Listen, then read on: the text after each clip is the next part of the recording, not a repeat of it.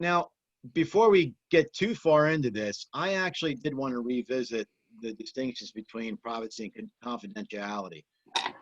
I was thinking about it after I got off the second session that, is there like a better way to say this?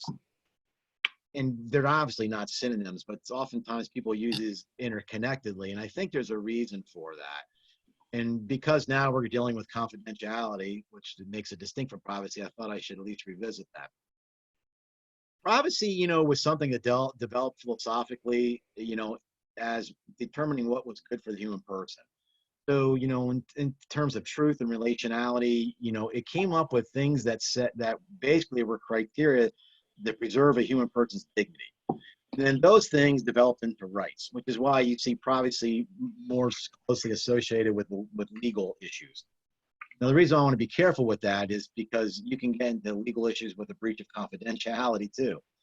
Confidentiality kind of flows from privacy. So if we can understand privacy in terms of rights and how it's supposed to protect the dignity of the human person, and let's think of confidentiality in terms, and I'm just reusing what I had from Tuesday, is confidentiality of those things that get established within a relationship. So picture two people talking and one confides in the other.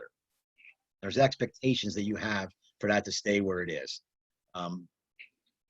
If we're talking about a person revealing something that was said in confidence, then that's a breach of confidentiality. If we talk about data that was released that should not have been released, that's a breach of privacy. So they're very related, and yet I think privacy is just like the more general umbrella term that would speak to, it wouldn't speak to the relationality in the way that confidentiality would. So we'll kind of leave it at that. Confidentiality is those things shared within a relationship, and privacy is those things that are based on the dignity of the human person. And by the way, do you remember what were the two different reasonings for this from Kant? Anybody remember what that was? Kant had two different maxims, if you want to call it that, categorical imperatives, and he based them on two different things. Anybody remember? Is it personal dignity and personal autonomy? Yes, right. So, whatever you can will for everyone, then he thought that, we each have rights to a particular autonomy, and then the dignity of the individual, specifically that you can't be used as a means to an end. So, those are two ways that, and privacy has a really rich philosophical background. And it's even to this day, there's, type that into like the Stanford Encyclopedia of Philosophy, you'd find all different individuals arguing about it in different ways. But we only dealt with those two ways from Kant, and then, two ways through consequentialism, although I really said act consequentialism didn't work well, rule consequentialism. So I just thought that, that might be a better way to say it, rather than just leaving it as privacy is just legal. Does that help at all? Does that bring up more questions now? Yeah. I wouldn't get overly concerned about it. It's enough that I think if you can reiterate that, I think you'll do well. But okay. Here's the thing. I don't care what profession you're in, unless you're just some computer hacker sitting in your mother's basement, or you are an accountant that never has to really do anything except, forensically audit books, in the back room. If you have any sort of like interpersonal relationship, there's going to be a whole sphere of elements that are attached to that. So, I'll talk real briefly about the therapeutic, ethical, and professional. But even in terms of like a professor, it's not enough that you simply have knowledge and intellectual acumen. I mean, that would be like the materials that are necessary for a person to be good at what they do, as far as being a teacher or professor. There's a whole ethical component that's involved with that also. And you don't want a professor who's in front of you whose only goal is to show you them how smart they are. Their goal is how can I draw information and knowledge out of this individual? So, what's the motivation for that? That's where the ethics comes into play. Professionalism is, and I'll talk specifically about this in terms of medical ethics in a minute, but professionalism means that sometimes, we're not always on our best game. Anytime that you are dealing with other people, we're always, to a certain degree, this is a performance art, and you can't always be on. Things could be happening at home. right? You're having a bad day, you're going through relationship issues, perhaps a death in the family, or it's just that, financial worries, concerns, we can go on and on. Those things, we can't flip a switch and leave those at home. So professionalism is almost like the guardrails and the boundaries that are at least there to keep us, on the right track, even in the minimum moments. So we went through a few ethical systems, and one of them, particular to medical ethics, was principalism. Well, that wouldn't be sufficient to develop an entire personal ethic from, but it certainly is enough to guide us when we're in our particular occupations. Okay, so somebody's got their mic on. I don't know who it is. Oh shoot! I'm sorry. I'm sorry. What's that? Sorry, I was walking upstairs to my room. I didn't realize I had my microphone on. That's okay. That's actually a good thing. When we start talking about situational awareness, it has nothing to do with this. This is just a loop. But as for nurses, that's a big issue with confidentiality breaches. But that's aside. Just made me think of it. Okay, so you guys are learning quite a bit, especially. Yeah, it doesn't matter. I know most of you are in nursing. We're learning quite a bit about the therapeutic activities that you're going to be performing and how to do those, the technical skills, and all those other things. But we're not just robots, right? I mean, you can't just knowing all the skills doesn't make you a great nurse any more than, a person who enters into a marriage. Just because you know all the parameters of marriage doesn't make you a good spouse. There's other aspects to it. So it's very important that you learn all those things, but they're not enough. They don't. There's other things to the sphere and the elements of this particular vocation. So the ethical, and we're going to look at that a little farther. That's going to determine like who we are individuals and how the ethical environment is at our particular institutions or medical facilities. But this is really going to be, we're going to see this is in terms like has a motivational aspect to it, like why we're there. But also well, I'll leave it there. It's going to set up guidelines exactly how we, work out the skills that we learn for our therapeutic care. Professionalism has something to do overall with not just us as individuals, but whatever it is that we're talking about. I should say this. This might be an easier way to move on to it instead of spending too much time talking about that particularly. This is all about trust, right? So, the ethics is going to help us develop particular patterns of practice that are going to do the best that we can to develop some sort of relationship of trust. And that's a relationship of trust with the patients, and it's a relationship of trust with society in general. The reality is that this doesn't happen by default. This is something that has to be nurtured. It really is an art form. And all the various things that could either detract from trust that you might have with a patient might have with you. And we're going to look at one of those. And you can also see how this could affect things as far as the public's appreciation for nurses or whatever vocation you're in. Think of any time the scandals arise. I don't care if the scandals are in banking industries, if they're in religious institutions.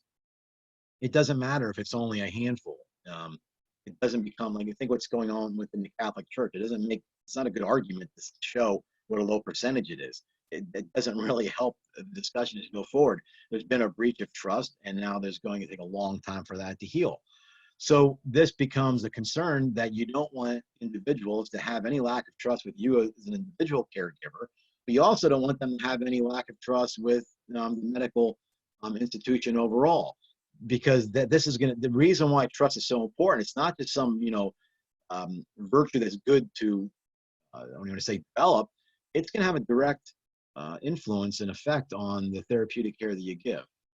I was reading a study the other day, and it was about 5 or 6 years old, that I can't remember how many adolescents they had in the study, but 9 out of 10 adolescents were reluctant to share openly with their healthcare providers, specifically because they thought that their parents would find out.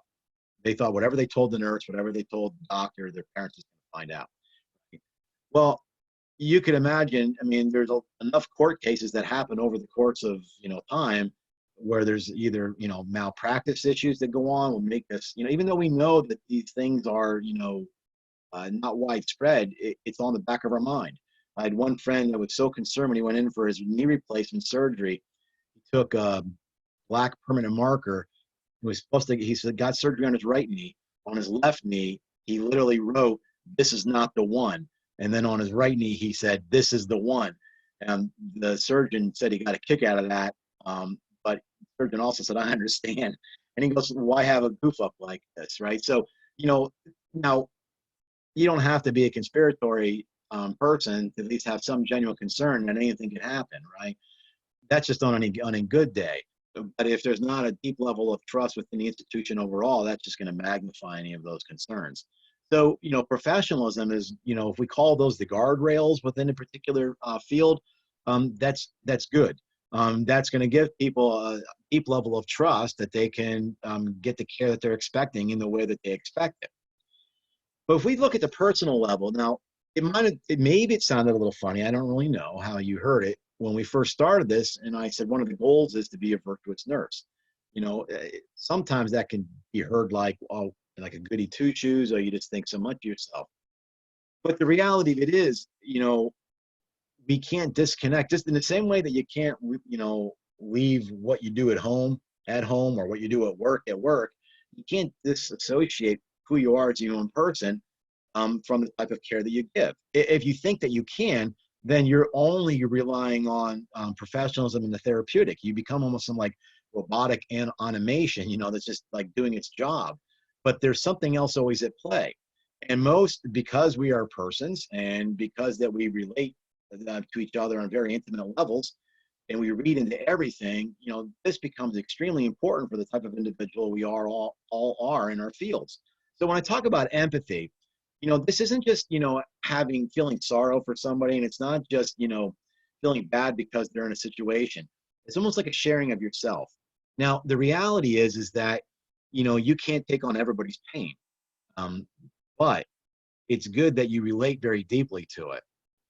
The reality is that if you go for an interview somewhere and they do ask you, can you leave at home, what's at home, and what's at work, you need to say yes. But nobody is that divided. We're just not that time. So you're going to be deeply moved by some of the patients that you have. You're going to be deeply inspired with some of the patients you have. So it goes both ways. That being said, I think what's going on now, we specifically have to make sure we say that you have to guard this very closely. I was listening to a surgeon in the ER, can't remember what hospital it was in New York, just talking about the level of fatigue that they have. In other words, it's not that you would mentally distance yourself from the people, but you have to make sure that you're at least able to give the care that you need to give. We talked briefly about end of life issues and triage. Well, you're starting to see some of this maybe not play out, but people are trying to determine what exactly are going to be the guidelines if we get to this point. I even heard today they're trying to find ways to use one respirator for two people, but that's very problematic because not everybody's going to be needing the same level of care. In New York, they're petitioning the governor to have some executive order to release individuals in the healthcare industry from any issues of liability or malpractice, because they're afraid they're going to have to make some very hard decisions. Because the reality is, if you have X amount of respirators and you have X amount of people and they don't match up, what do you do? So, the hospital people, the governor's not giving them what they want as far as those guidelines, but the physicians are saying, what do we do then? Do we just simply, when we don't have the respirator for the individual who might be maybe not as a high level of care as somebody else, do we just walk out of the room? I mean, this is what they're saying, is they're experiencing some very deep moral distress. It was interesting too that this particular doctor in the ER said that health professionals are not trained in combat triage. And he says, this is where we're at right now. And he said, we never would have thought this. Now, okay, we'll learn something and we'll practice on this in the future, but God forbid, this might be another century before something like this happens again. So, things wane. But nonetheless, so empathy, means that you're reaching out and sharing the sorrows and the joys with these patients, but just, make sure that you don't take on more than you can. That's always an effect that some people have, especially on any healthcare field per se. Compassion is another value that, it literally means to suffer with. Um, but this is a motivator. So if you went through the interviews to get into the schools and such, I'm sure that you had to write a paragraph or an essay as to, why you think you could nurse. And I don't doubt that you really emphasized your personal compassion for others. In other words, maybe nursing isn't, poorly paid, but you're never going to get rich doing it either, right? So it's not something that you get. So what is the motivator? Why are you here? You don't want to hear some nurse say, well, I was looking for steady work. I mean, okay, very good, but that'd be a heck of a thing. So, the fact that you can, see in other people, you find some sort of fulfillment in helping others, even if they can't obviously be healed, at least through the difficult times, that's part of the values that nurses have to possess. And the last one that I put up there, which wasn't in your text, is justice, because I think it's such an important one, is that, you're always going to try to connect your care to what is necessary for that individual. What do these people need, right? So if we're going to say that justice is to give another their due, and you're going to find a way to make sure that this person has all the things that they need, is best within your ability to help them heal. The reality is this is probably where advocacy stems from, the sense of justice. So all of these things basically are all means to achieve a deep level of trust. And that trust then is supposed to at least lend itself towards better care all across the board. And confidentiality, if that's breached, undermines that, right? So that's the tie-in for all of this. We're trying to determine, because people typically, at least there's always some people who have very egregious breaches of confidentiality. Typically, it's something that slipped through. It's a good moment that you wanted to share. Oh, one of my patients is, off chemo and they've just been declared cancer-free. I mean, it seems like it's so benign to share these types of things, but they usually catch you unaware. So has anybody ever heard of the Dovie Guthrie case? Okay, I don't think that was in your text. This is a situation, this came up in early 2010. I think it was settled in 2014. What had happened was there was a nurse a nurse was on a unit, and she looked over, and it wasn't her patient, but she saw a guy come in, and she said, hey, that's the boyfriend of my sister-in-law. So she has access to the records, and she looked up and realized he was there being treated for STDs. So she texted her sister-in-law saying, do you know your boyfriend's here? And I can't remember exactly how the text was, being treated for STDs. Now, her sister-in-law interpreted, because text, you don't know the inflection. Her sister-in-law interpreted it that they were teasing him in the unit. So she forwarded it to her boyfriend.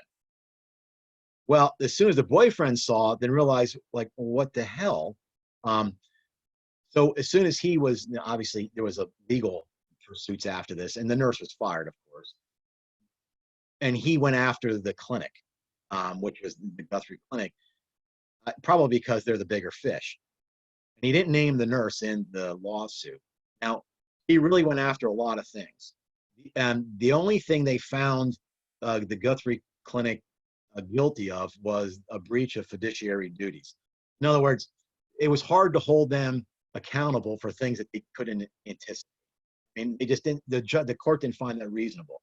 They did at least get them for, there's a fiduciary duty because this nurse was one of their employees. So anyway, so it didn't really turn out so good for Doe. The nurse got very lucky because she did get fired, but the reality is she wasn't named in the original lawsuit. So through, the legal term of res judica, you couldn't bring the same lawsuit against another party once this was done. So that nurse got off with only losing her job. But the reality was there was two different levels of breach of confidentiality here. One thing is this individual was not her patient. So he was not in her circle of care. She breached ethics and legality just by accessing his records. She went one step farther and then shot it off to her sister-in-law. Now, here's the thing. This is what I mean. Like, it's unbeknown. Just forget that's not something, as bad as this. But let's say it's just something you're saying. It's your brother's, I don't know. It's your brother's best friend, and he shows up to the hospital, and you're like, hey, do you know he's here? You're thinking, well, your brother's never going to say a word to anybody.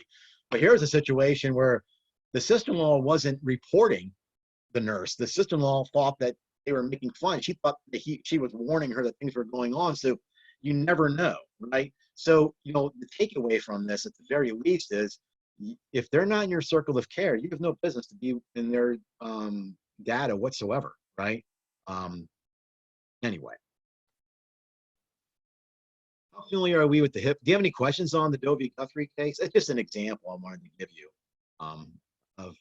By the way, you could see not only did this individual, their confidentiality was breached, so you can imagine they're going to think twice about going to the doctor with a communicable disease next time. But then, this is a public case, so how many others now think, Christ almighty? So anybody on the floor can text something out like that? How easy is this information to get to? Now, even if this might have, they might put protocol in place that protects this type of thing, but who knows?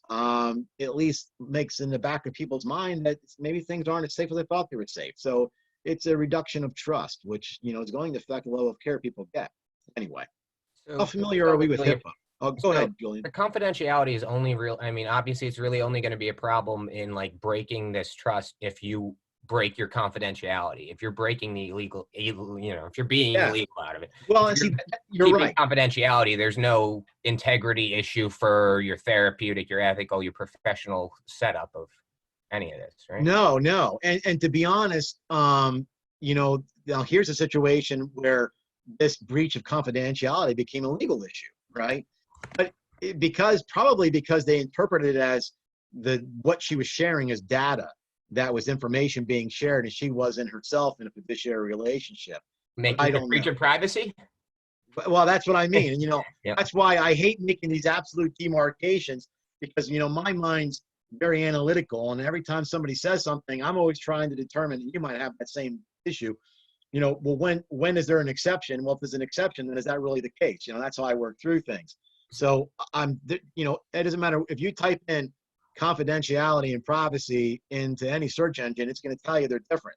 And then you're going to read through it, and you're going to say, okay, and then you're going to start thinking about something, and you're going to realize that's not as different as I think it is, that type of thing. But I do know this. I mean, confidentiality would be, if you want to call it, a subset of privacy and not the reverse. Privacy does, at the very least, seem to be a broader category that has just been part of philosophy and legal issues for quite some time, right? So anyway, that being said, anything else on that? I'm not going to go into HIPAA too much, because the reality is wherever you go and eventually work, you're going to be in more of these in-service sessions than you ever cared to be. And you're going to learn every last little hairy thing you need to know about what is or is not falling underneath HIPAA. And by the way, if I said anything, I think I did. I said, the HIPAA things came out like 5 to 8 years ago. Let me tell you something. You get to a certain age, you can put something on an end table and it can be there 3 years and you forget about it. When I saw the date on this, I'm like, oh my God, that's right. I forgot how old this was, So it's been around a while. But there's two basic broad categories to HIPAA that I think it's at least enough for us to share here. And, one is the situational awareness. So, there's going to be legitimate reasons for you to have discussions with other healthcare professionals or otherwise about a particular patient's health. The fact that you're still allowed to talk to them about it doesn't mean that you can do it anywhere, right? So you have to be very aware of exactly where we're having this conversation. You can say, well, we're at the nurse's station. You're at the nurse's station, but is there a couple family members of a patient, leaning up against the counter? So not only where you're physically are at, but you're also got to be very concerned as to what the level of your volume of your voice. Am I in a particular situation in a hallway where it's just carrying? Am I talking, against the wall, but around the corner? I have no idea who's standing there. All these types of things you have to be concerned about. Even like computer screens, right? I mean, most of them are probably going to have some sort of privacy filter, if they call it that, where you can't see the screens from an angle and such.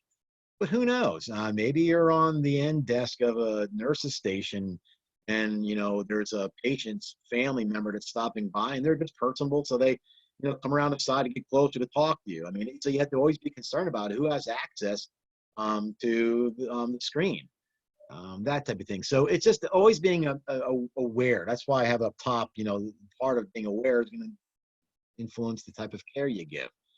So a lot of the HIPAA rules are about that. And of course, a lot of the same concerns here as we talked about in privacy.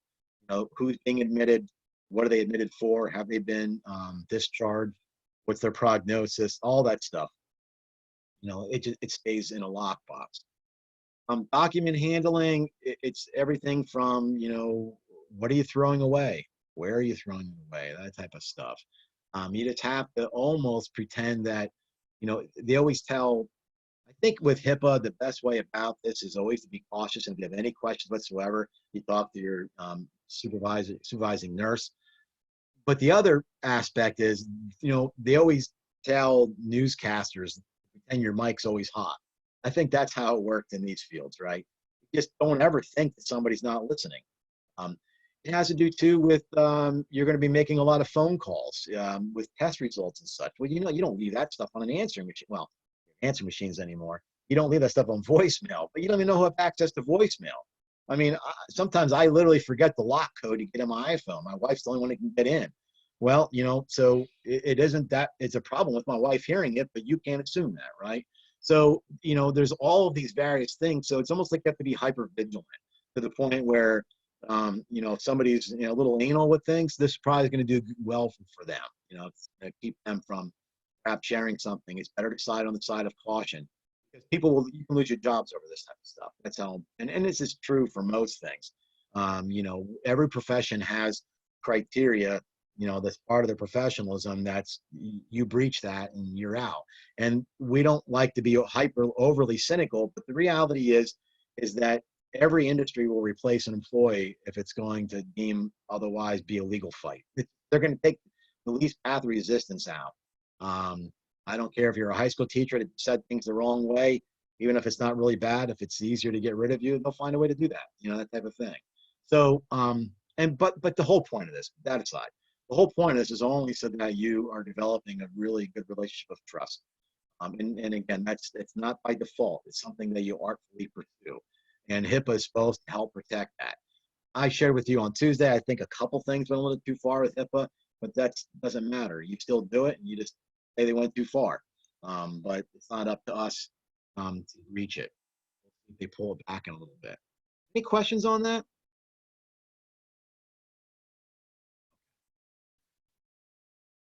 I'm going to ask you guys a couple questions after this. So there's always exceptions. So a patient can waive confidentiality, but you can't take a verbal, testimony on that. Well, they told me. But if you're in the room and they have family members in the room and they start talking about their health condition in front of all these family members, you at that point at least need to have some sort of discussion. They've implicitly waived that while they're there. That doesn't mean that you now have full disclosure to share with them outside of that room, but you could talk to the patient in the presence of other people. If the patient's the one that brought the whole thing up, they've implicitly, waived that. And if you don't feel comfortable, you could say, are you okay that we talk about this now? That type of thing. This also, though, gets waived when there are third parties involved. I mean, well, first of all, there's going to be insurance companies involved. That's implicitly waived for you to be able to share information with them. But if it's a workman's comp claim, if there's some employment screening that you're doing, whether it's urine or drug testing, they have no expectation of confidentiality with those particular entities. Again, it doesn't go beyond that, but these would be instances where it's not, there are some exceptions. So it's not that it's so ironclad. So let me ask you this, though. What types of communicable diseases do you think would allow exceptions to confidentiality? Anything super highly infectious that can infect other people's health?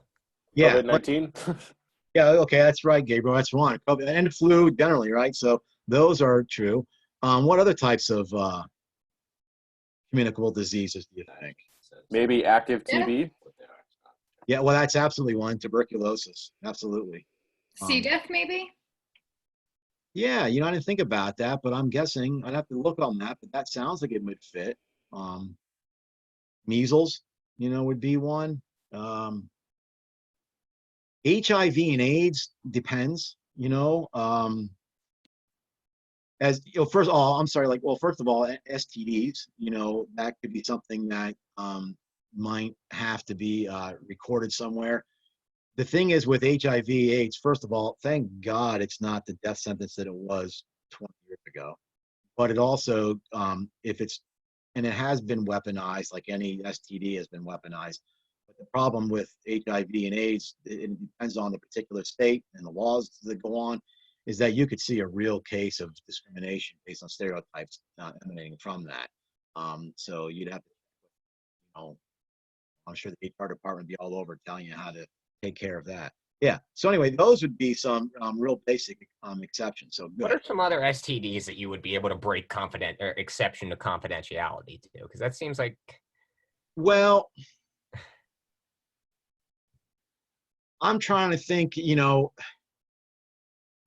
I wish I knew exactly how it played out. There were 5 girls that had picked up gonorrhea, to develop genital warts, and there were certain. Okay, so breaking confidentiality doesn't mean that it becomes public knowledge. I don't want to, ensue that, but this information was being shared with the school nurses and such, so people that were not in the direct care of that circle, right? In other words, other people needed to know this. So Why does a school nurse need to know that? well, one, I guess maybe you can make the argument that why I don't know what their reasoning was. All I know is that the school nurse did have to know. My suspicion, and I don't want to name the high school. That's the other thing. I'll come back to this real quick, but you even have to. We'll do this. We'll leave that for social media. I don't know if there was no treatment that was going on at the school, but perhaps they felt that because this is communicable, that if somebody else came to them, I don't know. All I can tell you is I remember, I know all the specifics about it, and I can only want to share it, but it had to do with a particular party. It had names and everything. So It seems like a breach. Seems like that shouldn't be an exception to me. Uh-oh. Did he freeze for anybody else? Okay.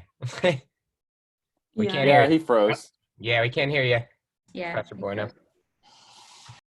I'm digging the bathrobe there, Julian. It's a good one, right? I can see your genitals. Right? Oh, it's a like- Playboy. Hugh Hefner, literally. hey, you're Try my back. best. Were you able to hear me through that? No. Not at all. Oh, okay. All right. Okay. I have no idea. You know what though? Let me I'm actually going to contact the nurse that was involved with that and ask her what went on, see what she'd have to say about that. And I'll see. I mean, she might not be able to say anything, but I'd be curious as to why they had to know about that. And that was a private school. I'm not saying that makes a difference, but it makes a difference with who leans on people, but nonetheless. Yeah, it just doesn't seem like it should be an exception to me. Well, I think, from any of the literature that I read about it, anything that can become a publicly spread has a certain level of concern. So they start to deem then who should know about these types of things. Well, let's leave it there because I'd only would speculate, and I'm thinking of these 2 case It's a studies. fine line because almost everything's somewhat contagious. Yeah, I actually, if I find them, I have them on my computer. I have 2. They're not case studies; they're court findings. If I find them, I'll send them to the class just so you can see because it's interesting. It's interesting that like mono isn't considered one because mono is like highly infectious also, and like especially in high schools it would be affecting so many more people, like maybe not so many more people, but people are more likely engaging in activities that would spread mono, I would think. Wait, it's not? But you think though when somebody in high school has mono, I mean, I never really thought about it, but everybody knows who it is. You know what I mean?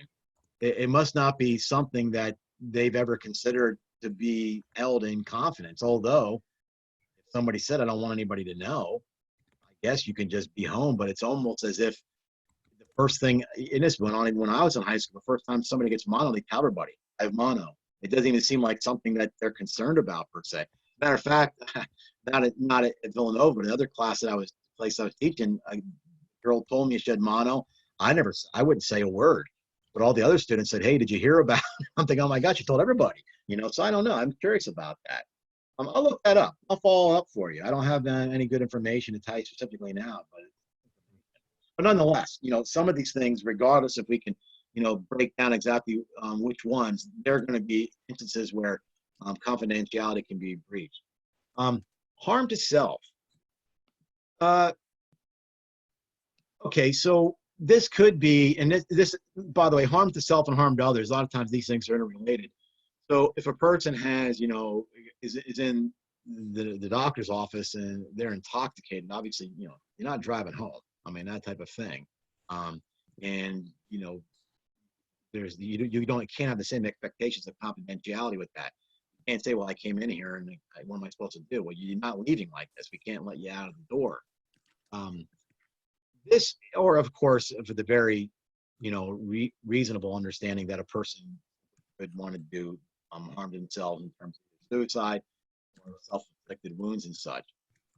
But this also has other issues with, say that you have a person with epilepsy and uncontrolled seizures. That physician is going to have to inform people.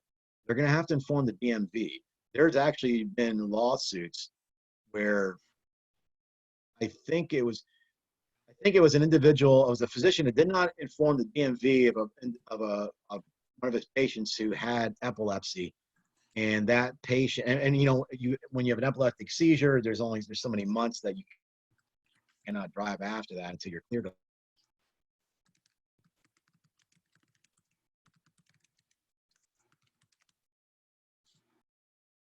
You freeze again? Frozen again. Did freeze. Yeah, it was out. It's a fun one. Probably his internet. That's probably what's going on. Huh? Oh, he's good. There it is. What's going on? You just keep freezing. I keep freezing.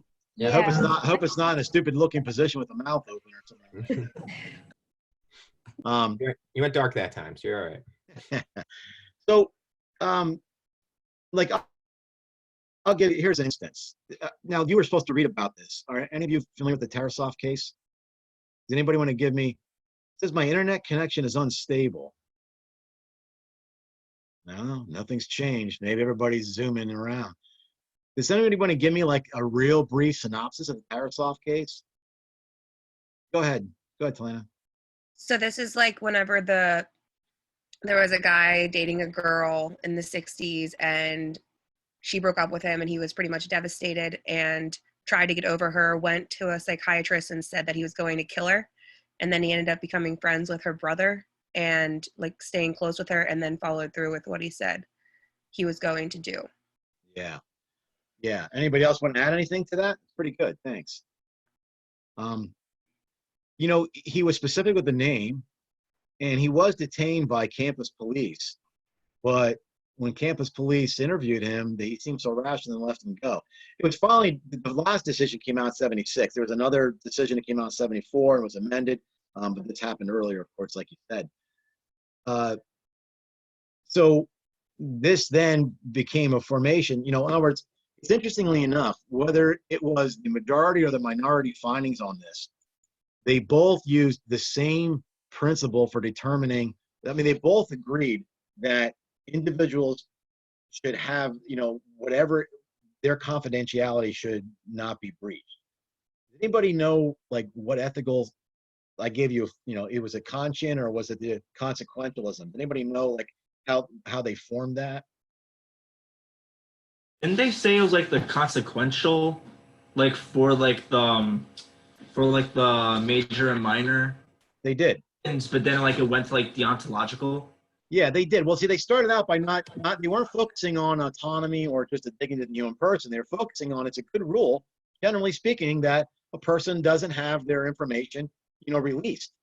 So they both decided that was a good rule. It's just that the majority went farther saying, okay, but the harm that could be caused outweighs any of the concern for confidentiality. But you see how they had to develop a principle there, and they were using particular philosophical means to do that. All right. So, the reality is that it's unlikely, that you'll have to be.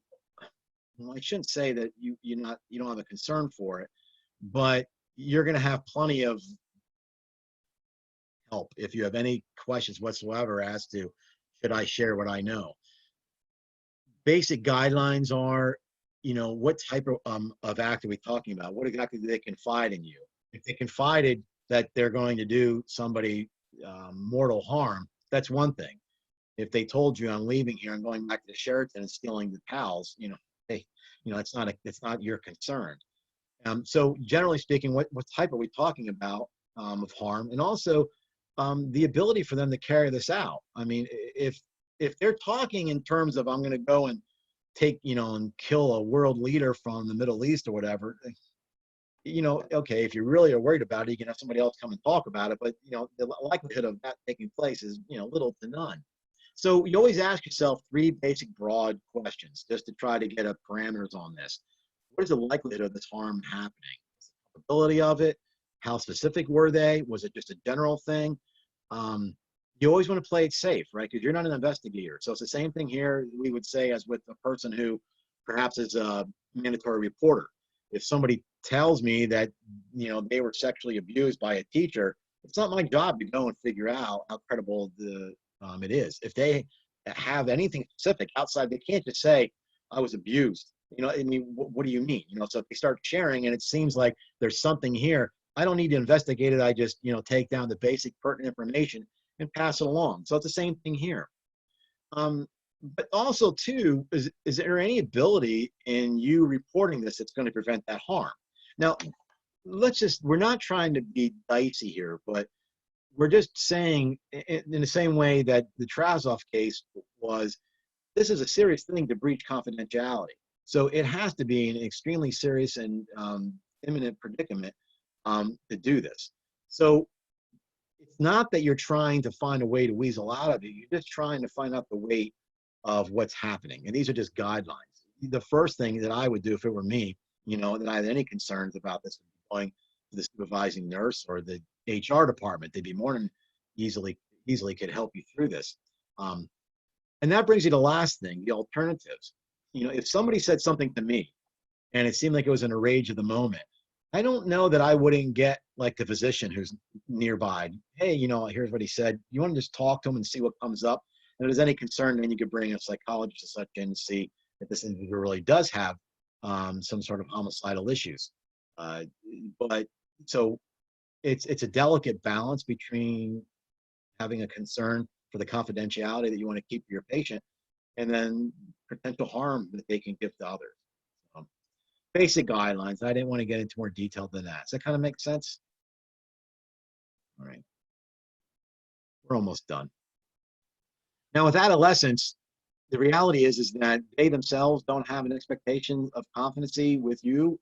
They have it through their parents, right? So there's exceptions to that, of course. But typically,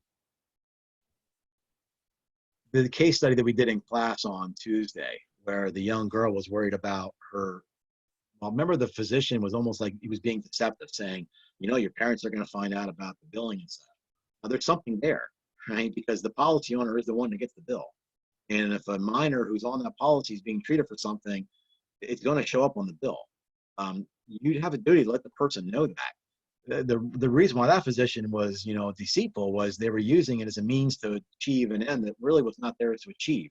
They could have said, it would have been proper for them to say, just so that this to be billed, going to be materials that perhaps the policyholder, whoever that might be, is going to have access to it. Okay, fine. But also, it's very precarious here because we talked a little bit under privacy how you have individuals in its emerging autonomy that are building trust relationships with medical field and care givers. And it's very important that they establish trust from a very young age. So, there are even exceptions to this. If they're being treated for STDs or such, then they have confidence regardless of their parents. If they're pregnant, if they've been emancipated by some legal system or such. So there are instances where, or if they're being abused, or if there's certain mental health issues, then they would have direct confidentiality with their healthcare worker. Other than that, their normal care would then proceed through their parents.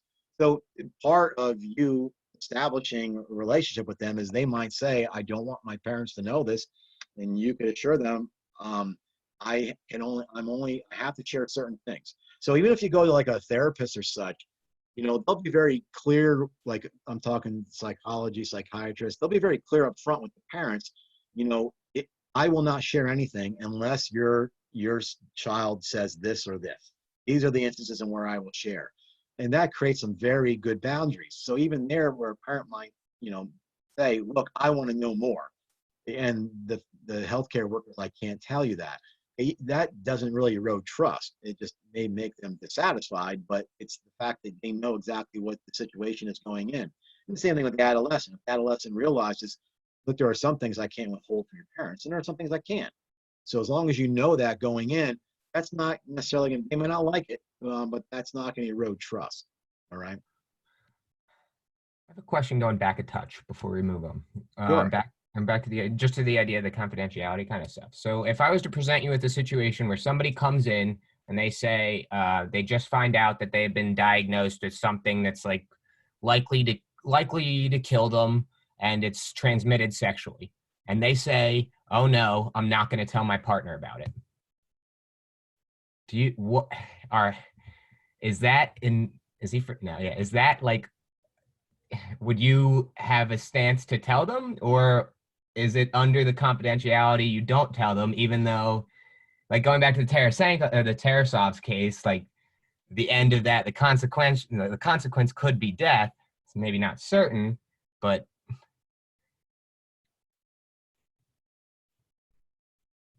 yeah, I'm trying to think of a specific court case, and I can't now. If I was able to get off my screen, I could probably search for it. Why don't you hold that off? I'm going to answer that, but I'm not going to answer it on the screen now, just because I want to get off screen and look for what I have. Because, this is one of those instances where it's gone. You see these things go both ways. I'm talking legally, they go both ways. There's been instances where individuals have spread HIV because the healthcare workers' hands were tied. And then there's been times where the court ordered them to share what they knew. And my guess is that it was very specific to the circumstances. So I think you can, maybe just at this level, we can generally say that things that are communicable like that and have a vested public interest, one thing. Now, your point was, if it's an individual, it's their partner at home, should that partner know about it? Obviously not a good person, but no. So, this is one of those things where ethically, it's pretty clear to me what should happen. What I don't know is legally, Yeah. And so I want to just check on that, because I'm thinking of two cases, and I can't remember all this v that's in the back of my head, where it went both ways. And I think even in your textbook with some things, if I remember right, you read one case and you think, well, that settles it, but in the next case, it goes the other direction. And this is why I said it before, my friend who was that elementary school principal, when they were going through legal issues, they were told flat out by their lawyer, the law is what the judge says it is. End of story. That it's not that, cynical or wide open, but you never quite know how a judge or jury is going to find. And what are the circumstances? Because some people have more compelling cases. And to be honest, it come at the wrong time. It's like, what this is totally unrelated, but I'm trying to think of what happened. What did I just read now? Were there individuals? There was somebody doing something stupid. Okay, so we're in this COVID-19 thing, and you have these, they were doing something stupid like spitting on things or whatever. Well, in a normal situation, who knows what the the legal ramifications were. But I saw that the DEA said flat out, I'm going to use this one to, to send a message. Well, you can wind up being the case that sends a message. And under normal circumstances, in other words, today, like, again, unrelated, but if you're in a position of power and you get tied up in a sexual abuse legal case, you're not going to fare very well. And we might all say that's perfectly fine, but it could even be like an overextension of what's going on. 10 years ago, not so much, and probably 10 years from now. So the reason why I'm saying that is because, it might be that as a general guideline, you would be safer not to say something, but you'd struggle. I would struggle, because there's been times where, and even if it only happens minutely, where people have weaponized this stuff. And there's been findings where, it has been equated at the same level of the sexually transmitted disease, the same level as you have tuberculosis and you're going out in public. So good question. I'll find out though. Yeah, I don't know. I feel like the circumstance should almost be the same. Like, I don't feel like it should be all that circumstantial. It feels like there should be a ruling on it. Like, Well, if it's not individual, like, I would think one way should go that way if you were going to tell your partner. Otherwise, like, say you don't have a partner. Say somebody gets it, comes in, and is just like, wow, if I have this, screw everybody else. I'm going to try to spread this to everybody I can. You still not allowed to say something? Yeah. Well, because I don't know. ethically, to me, that it's clear. I mean, this person needs to be told, but legally it's different. And the thing is too, is because a lot of these rulings are state level. So if there's no federal ruling, which is not going to be on something like that, then there probably shouldn't be. I don't think, because then if you're familiar, I don't know if anybody, have you guys ever heard of the term subsidiarity? The subsidiarity is this Catholic social justice teaching, and it's been the reason why it doesn't matter that it's Catholic. It's been accepted a lot by other institutions, but it's that a higher institution should not interfere in the inner life of a lower community, because a lower community should be allowed to operate on its own level. But it always should, if it needs, it should be able to draw back and get the aid of the higher community. So, for instance, there are certain things from the healthcare standpoint, like in this COVID-19, that only the federal government can really, handle. But you don't want the federal government going into, Mercy Hospital and telling them what to do. They don't have that competency. The people on the ground closest know what's best to do, but they can't do everything themselves. So they might need, like, okay, in this particular situation, maybe, the president's going to issue a war act so they can, get businesses to make the respirators that they need. Well, Mercy Hospital can't do that. Neither can Governor Cuomo. That has to be done at the federal level. So, in the United States, we're in this federalistic system. So what it means legally for these ethical issues is that they're decided on a local basis by the state. It doesn't mean the neighboring states aren't going to say, hey, we better keep an eye open because that could happen to us. But it's also not going to make it legally binding there. In today's climate, I would think people would be I wonder how they would handle that coming in. But you've got me curious enough now, so I won't have an answer for you now, but I'm going to find out one. Yeah, and then it dies the other way too a little bit, yeah, because you're okay. So say you say you tell people, then you got insurance problems, and then that person's could get discriminated against, and you go into all that. Well, that's perfectly true, and Marianne Glendon, who was a law professor from Harvard, I think, she wrote a book called Rights Talk, RIGHTS. Here's a lawyer saying that everything's framed in terms of a right, and we litigate everything. So everybody's a little, court shy about this stuff. So you're going to have individuals on both sides of the coin here worrying about, will I get sued if I say something? Or what happens when the other partner gets this disease and then comes in and finds out that we knew about the other one? Then what? Now we're going to get sued for that. So I don't know. Yeah. Let me know what PA's rule is. What's that? Let me know what PA's rule is. Yeah, I will. Okay, so social media, and there's not a lot I want to say about this except that our case study is going to deal a little bit with this. But this would have to do with anything, whether it be it photographs or just information, even celebratory information. They're doing so good. I'm trying to think where the chat, I can't seem to get to the chat button when I have the screen open. Okay, I'll send it to you. You guys might even have it. Did they ever share the nursing state board has guidelines for social media use? Anybody ever given that PDF to you guys? I think we've got it multiple times throughout our time in school. There you in go. different- Okay, different and I don't need classes. to add on to that. So there's really nothing. And you know what, Gabriel, you're going to say it 10 more times because it's every time you show up for a particular job or they need to have somebody in service hours, they're going to have somebody up there with a bulletin board going through it. So it's basic information. And the only thing I want to say about it is I am kind of curious how this is going to play out in the next 20 to 30 years when people are more comfortable about what gets disseminated and when doesn't get disseminated, or what else types of social media.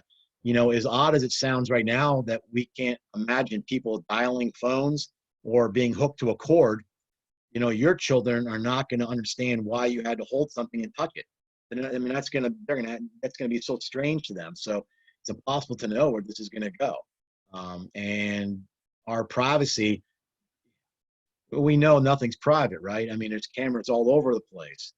When I grew up, I could be gone from 8 in the morning until midnight and nobody knew anything. Today, they can always find us wherever we're at, and even tracking us by the phones and such. So who knows if that even becomes an issue, that they, you know, somebody breaks in and finds out that this individual's been in the hospital for the last 3 weeks or whatever. And now, I mean, it's impossible to know. But the bottom line is you're better off to not do any of it, right? So even the young nurse that I wanted to come and have talk to you about doing some sort of healthcare in an infectious unit, you know, I wanted to ask her nothing but some very benign questions. She was very guarded that she might be breaching something. I assured her, I guarantee I won't ask anything, but I understood it and left it. I figured, you know what, it's better that people have that type of caution with anything that's digital or there forever, as opposed to taking a risk. So, all right, if there's nothing else, then we have a case study. In Arbor, I want to just tell you, I made sure this had a happy ending. You know, I went out of my way to make this one work. Thank you. Well, I got to tell you, I was even a little blue after that one last time. So now, again, this is a real case study. I tweaked it a little bit. The physician, this was an MD that reported this, and she had so many other initials after her name. I don't even know what they were. Nonetheless, so in 2010, Sandy was an inpatient at Penn Psychiatric Medical Clinic, and she was treated for longstanding cocaine use. Voluntarily admitted and wasn't arrested, charged, or convicted. So no felony charges.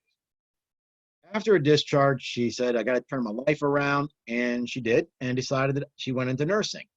So in 2016, so I got 6 years now.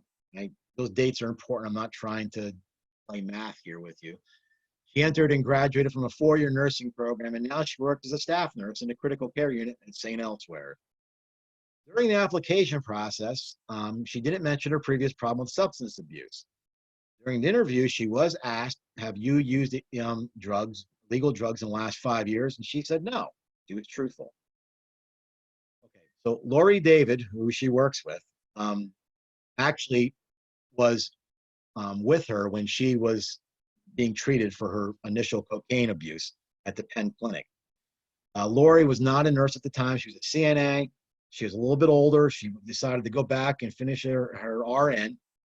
And Sandy, the girl who just, you know, went through the interview process, has no recollection of Lori, but Lori remembers her patient Sandy very well.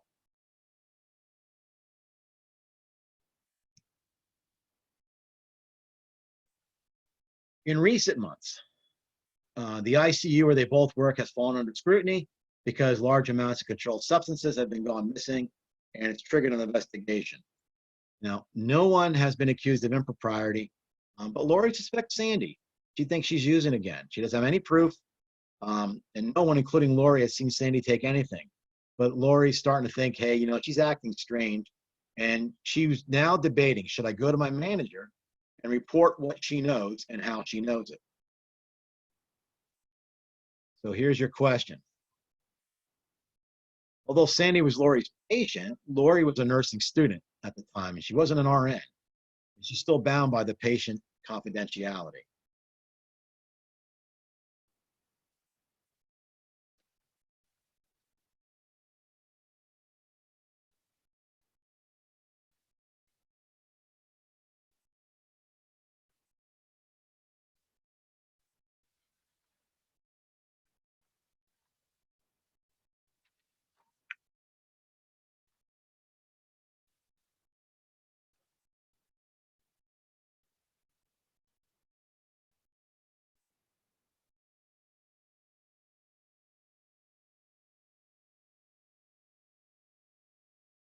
All right, so it's yes. I mean, first of all, it's not just RNs, right? So students are bound to the NA code. There's also, even beyond all of that, there's still HIPAA laws here. So she'd have been tied up with that, even if, she was an employee there. That alone would have been enough that she had to keep silent. So good. Okay, so Lori thought about it and decided she's not going to go and report what she knew of Sandy. Though it was because she didn't have direct proof. It wasn't because she was so much worried about, the breach of confidence. So Lori did approach Karen, who was her unit manager, and she said, hey, I have a question for you about an ethical dilemma. And she presented as a what if, no revealing details whatsoever. But getting the sense that Lori was teetering on breaching patient confidentiality, in other words, the nursing manager was reading into this thinking, this is a what if, but I have a feeling this is something she's thinking about. She's thinking that perhaps this is an isolated case and that she might be thinking about breaching confidentiality. So Karen requires Lori to attend a service program on the legal and ethical requirements of confidentiality, probably saying, hey, I think you should go here and revisit this. So how about this? If Lori did have substantial proof of evidence, say that she actually saw or took it, or she can show that it's in her, her backpack or whatever, after reporting her, could she then offer what she knows just to, to corroborate her guilt?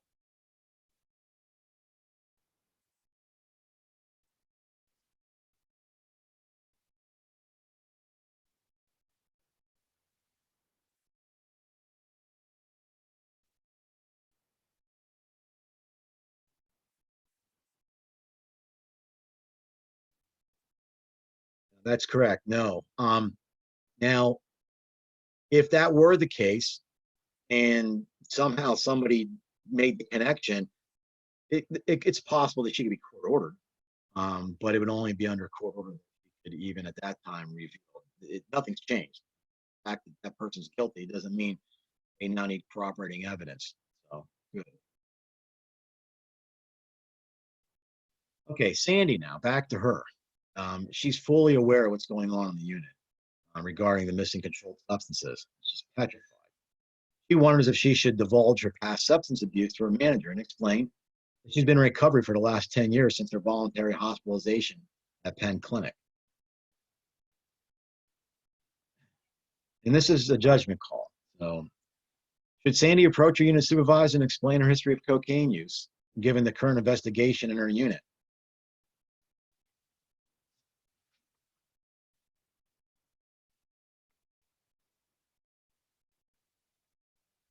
And assure that she was completely honest during the employment interview. She wasn't, right?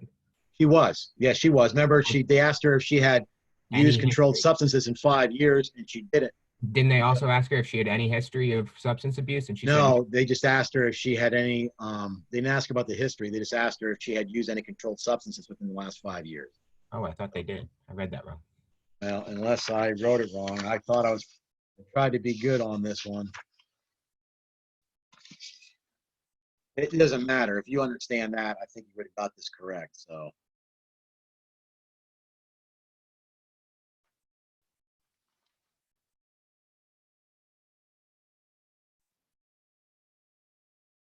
No. When asked during the initial interview whether she had used drugs in the last 5 years, she frequently answered no. That was all part of the scenario.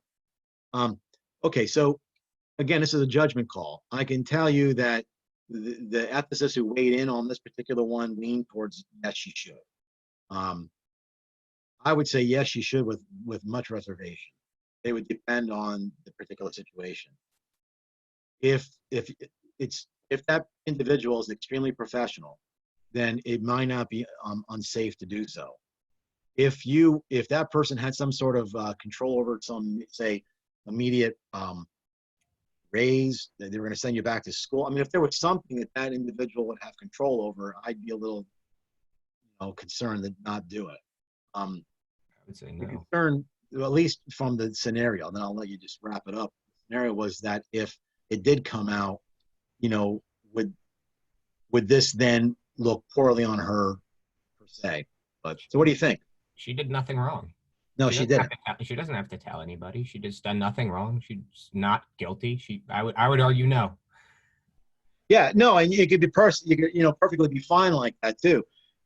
There's always a situation where, like for instance, like if you have somebody in your family that perhaps has a disability, an immune deficiency disease or something, that's not something you want to readily share with an employer, because to think that they're not going to use that against you in determining other issues, that's naive.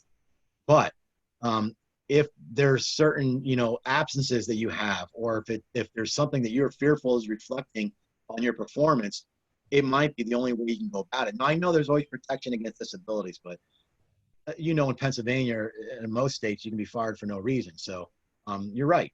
So We had go ahead. I worked at a travel nurse company, and we had a nurse that disclosed that she was like addicted to marijuana to the board. She like wrote the board, like saying that she had been like addicted to marijuana, but because she did that, we had to include it on all her job applications. Yeah. And like it was just like a major deterrent for anybody to hire her, even though it was like before she even went to nursing school and before she was a nurse. Yeah, that's tough. It's one thing if you have a relationship with your supervisor and you think that you can confide in them and it stays in the room because you have some sense of that person's personality. It's another thing if you put it in writing to a board. Wrote it to the board. That poor person. Oh, my God. Yeah, that's a shame. Yeah, this stuff doesn't go away. You know what it is. But anyway, here's the deal. Sandy did confide in her supervisor. Supervisor requested that Sandy get tested, every 3 days until the issue settled. And it wasn't that she suspected her. She just said this, this will substantiate what you said. After 5 days, though, an RN witnessed the resident physician taking the controlled substances and reported them directly to supervisor, and law enforcement was informed. Lori learned in her in-service by asking about that fictional scenario that she was not permitted to ever do what she was thinking of doing anyway. So hopefully that fixed that.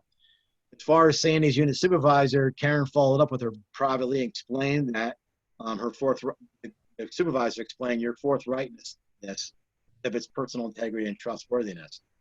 And those are good character traits. Congratulations on you overcoming your addiction. Now, I don't disagree with you, Julian. That can go either way. It could be that even if you reveal something like this, you might feel beholden for often. In other words, it's always in the back of your head. But was that a better ending, Arbor? Yeah.